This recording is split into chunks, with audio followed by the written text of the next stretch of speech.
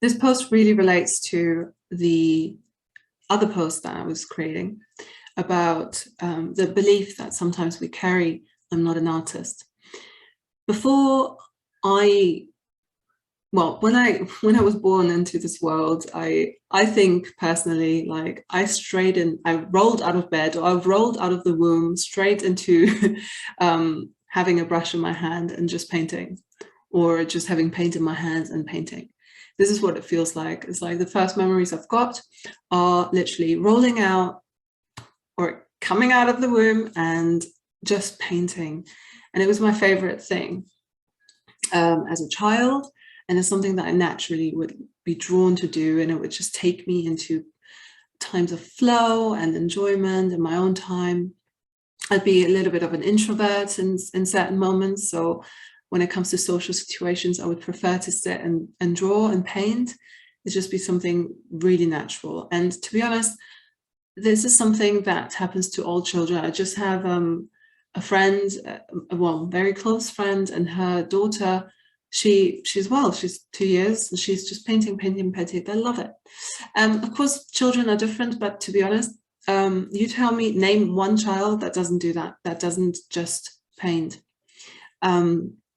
So it's something that's really innate to every single person within us, because it's creation. We learn through, what we create. It's part of our development, because it is actually developing our DNA, and it's helping it to develop to its potential, to its full potential as well, because it's us creating and letting that creative energy come through. So life happens, and we might have certain challenges arise. It could be, relocating from one place where you were living to a different place you were living, and all of a sudden you might not be painting as much. You might, have a parent, you might lose a parent, or you might have, something else more traumatic happen to you. It could, all kinds of things can happen in life where we might be completely taken over by our emotions and by pain, perhaps, as well. And it doesn't necessarily just have to be that. It could be any other distractions like school, or changes in life, or even just puberty. Whatever it is, we might come to a place where life comes in and moves us away from that creative place. School can do that. It's a very common thing that school can, when it's not a type of school that really pushes art and the free expansion of the children's creativity, doesn't support that, then school can really limit their creativity, because as soon as you get to be told what to do, how to do, and potentially get graded by it, and every child has different learning styles. So when that learning style hasn't been supported by the school, by the teachers, then that could also hold back on creativity, because you're not allowed to just be and express. Now all of a sudden you get really restricted and confined. Some people or some children might thrive in certain ways of learning this way, and others really do not. And oftentimes there might be children who, are very creative, and they're very held back by the school system, that they then, have this stagnation of energy within them, being able to and allowed to express themselves for who they are, and are shaped, or try to be shaped into being something completely different than what they are. So they're learning how to be what they are not, by learning how they should be. And therefore, all that creative energy that's within is causing a little bit of havoc. So then all these emotional problems start to rise. So, neurodivergence, for example, in children, let's say all these things like ADHD, autism, of course, there's different types and grades of it, to being dyslexic, or all the other neurodivergence on the spectrum. when they have all their energy be halted, and when there's lots of emotional problems and they can't express themselves for who they are, you know, then you get bipolarism, then you get depression, then you get all these, you know, deep anxiety issues. And it doesn't mean that it only happens to neurodivergent kids, because it does to others as well, neurotypicals too. But I just want to say that all these aspects that are then later treated in therapies, they are created because the person, the individual, was not being allowed to let their creativity be expressed in the way that they are. But now they've created this internal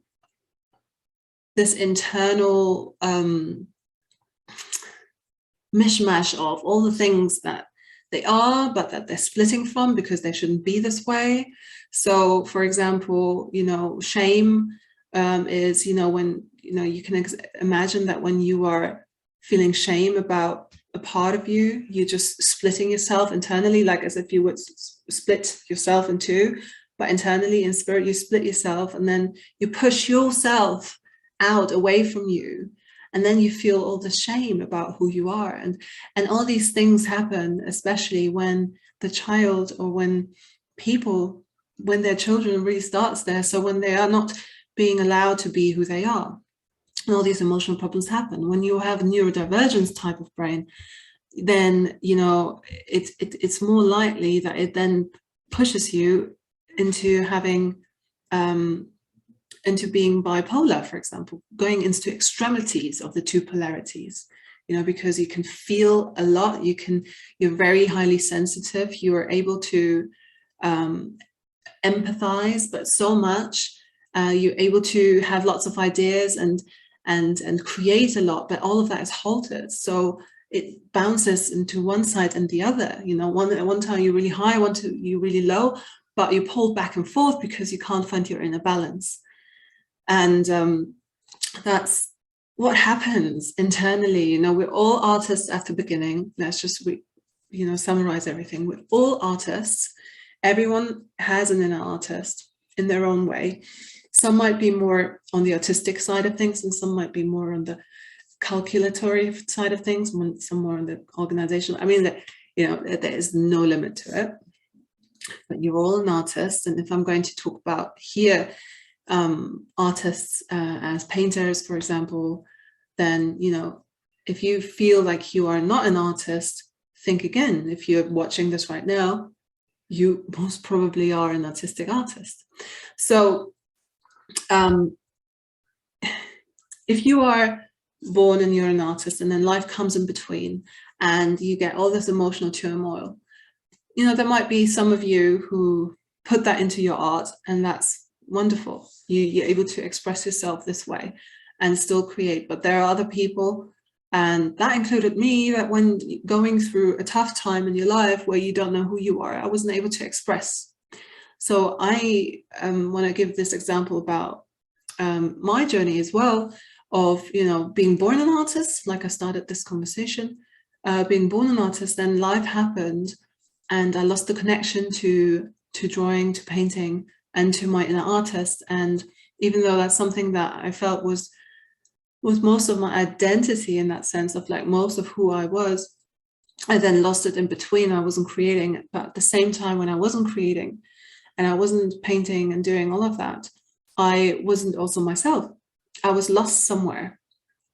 I was lost, and I was looking for outward fulfillment. So I was seeking instant gratification moments, because to get that spark of light all over and over again, because I wasn't creating it myself.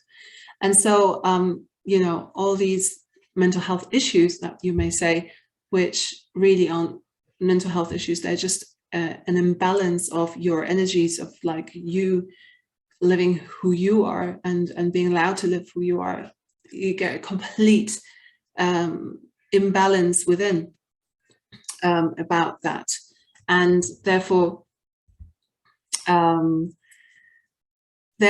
it's, you know, it takes to that journey to acknowledge who you are and go through the process of healing and self-acceptance and karmic clearing and all of those steps to really come into your own so that you can awaken your artist again. And awakening your inner artist is so important because it's, again, all about your personal self-expression, your true, authentic self-expression. And creativity obviously has very many healing effects. And for me, creativity was what got me out as well on the process of being in that space of very low vibration. You know, I was, you know, seeking outward things to help me feel good, but that I didn't generate myself. So how could I create a higher vibration, a higher frequency of feeling joy, gratitude, enjoyment? That was putting myself into the state of creating.